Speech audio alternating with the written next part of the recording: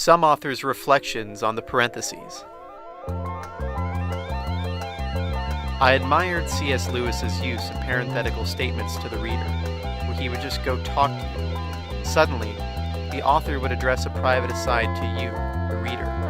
It was just you and him. I'd think, oh my gosh, that is so cool. I want to do that. When I become an author, I want to be able to do things in parentheses. I like the power of putting things in brackets. Neil Gaiman. I have a similar affection for the parentheses, but I always take most of my parentheses out, so as not to call undue attention to the glaring fact that I cannot think in complete sentences, that I think only in short fragments or long run-on thought relays that the literati call stream of consciousness, but I still like to think of as disdain for the finality of the period. Sarah Vowell. The progenitor of the parenthesis is the chevron and is the oldest symbol used in the English language.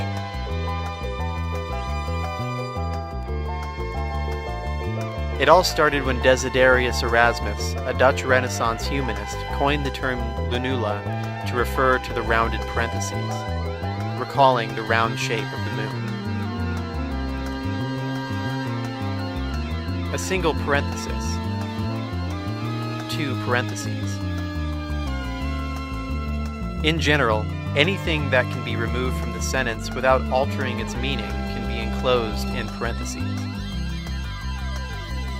7 primary uses. 1. Use parentheses to denote extra instructions. The water levels rose significantly after the melting of the ice caps. See Table A. 2. Use parentheses to enclose supplemental information. Stylistically, you can offset an aside in parentheses. It helps if you want to de-emphasize something but still include it. 3. Use parentheses to enclose numbers or letters in a series. We drove to Yosemite National Park, and over the course of the week we did the following. A. Hiked to our campsite. B. Encountered lots of wildlife like bears and various birds. And C. Feared for our lives after losing our location on our map. 4. Use parentheses to indicate the plural of nouns.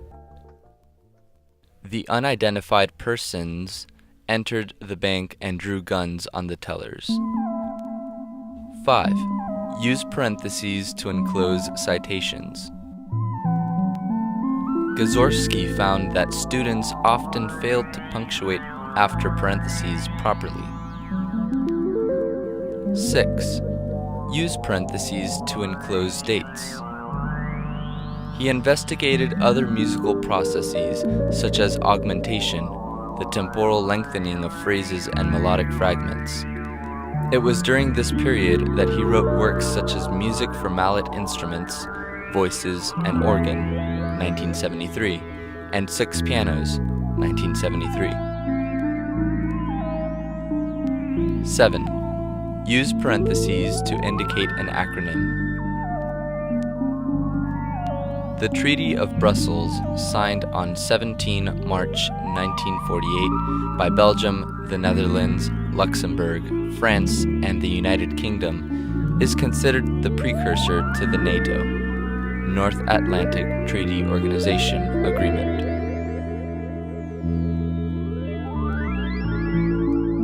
There is no limit to how many parenthetical remarks you can make within a sentence, or even within the parentheses. To illustrate this, try following the opening paragraph of the essay Notes on Punctuation, written by Lewis Thomas. Note, this is a real paragraph from an academic book.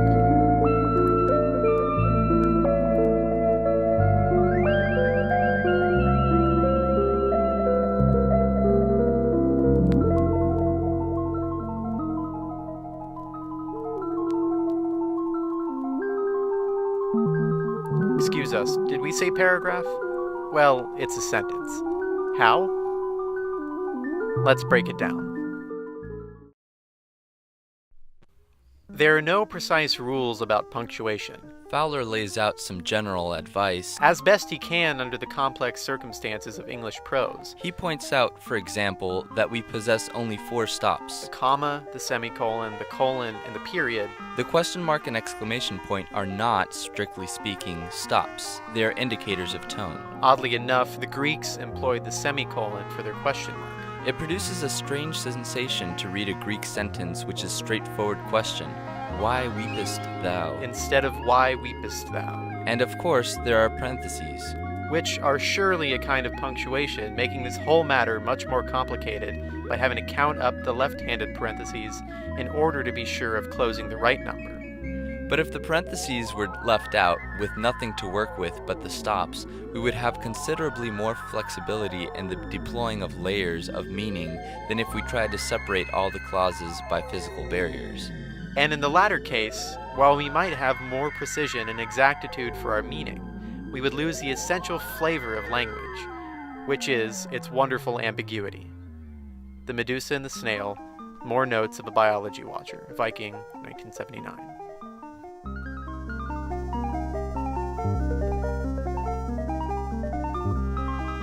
Common errors to avoid. Error 1. Using a comma, colon, or semicolon directly in front of a parentheses. Why would anyone, including a professor, ever read that book of propaganda? However, using it after a parentheses is allowed. When asked about the situation, I could tell he was nervous. He responded quickly.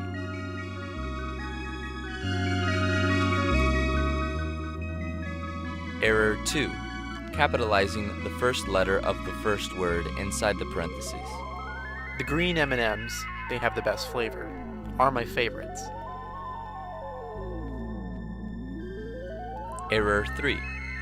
Adding ending punctuation inside the parentheses. Although the crawfish is delicious, we eat it very often. I am in the mood for a leafy salad today. Only do this if the parenthetical remark is its own complete sentence and comes after a complete sentence. My father and I went fishing often when I was younger. He was a fishing champion in the 1970s. Some editors discourage the use of parentheses. René Capon makes his case in the Associated Press Guide to Punctuation, 2003. They are distracting and should be avoided when possible. Commas and dashes can also do the job of parentheses, often more effectively.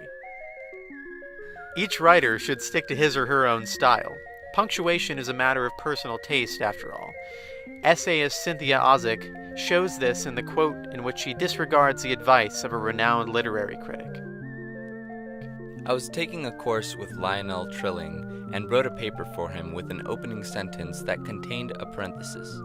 He returned the paper with a wounding reprimand. Never, never begin an essay with the parentheses in the first sentence. Ever since then, I've made a point of starting out with the parenthesis in the first sentence.